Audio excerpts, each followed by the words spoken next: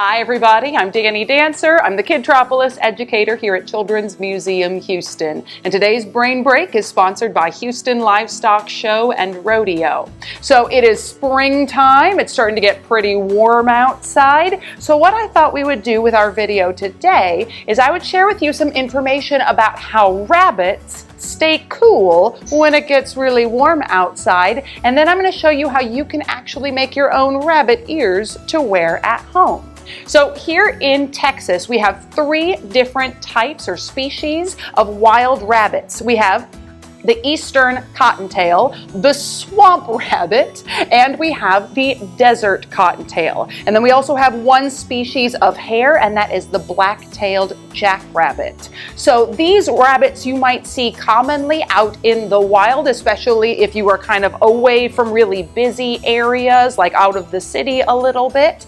And rabbits like to keep their bodies at a constant temperature because they're warm-blooded animals. They like to keep their temperature at about 102 degrees Fahrenheit. It's a little bit warmer than human bodies. But when it gets really warm outside, unlike people who sweat to try to help their bodies stay cool, to maintain that temperature, or other animals like dogs will pant to help cool their bodies down, rabbits actually cool their bodies through their ears. So the skin on a rabbit's ear is really, really thin. So what happens is when blood circulates up through the different veins and things they have in their ears, that cooler air that might be rushing by, like if it's windy, the cooler air that rushes by their ears actually cools down the blood, and then it circulates back through their body. And that's what helps actually their body temperature stay cool.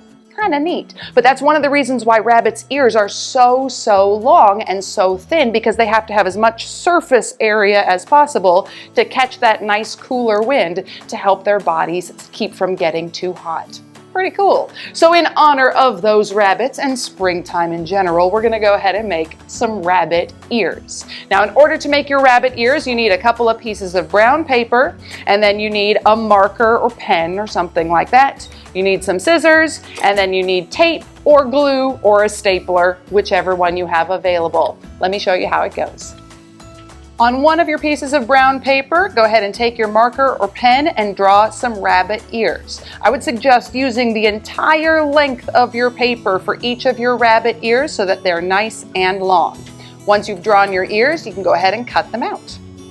Next, take your other piece of brown paper and cut a couple of strips lengthwise, each about 3 inches wide. Tape your 2 strips together end to end. Then fold it around your head and measure it to the right size to make a loop. Next, fold your ears in half vertically or up and down,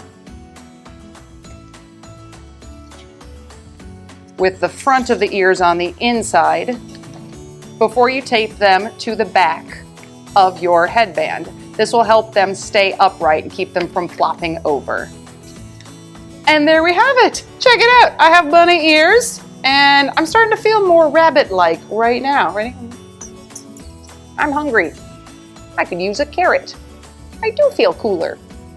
I like to think that that's what rabbits are thinking about pretty much all the time. So thank you very much, everybody, for joining me for today's Brain Break, which is sponsored by Houston Livestock Show and Rodeo. I hope you have fun making your rabbit ears and learning about how rabbits keep their cool. Meantime, happy spring, have a great rest of your day, and we'll see you all soon. Bye!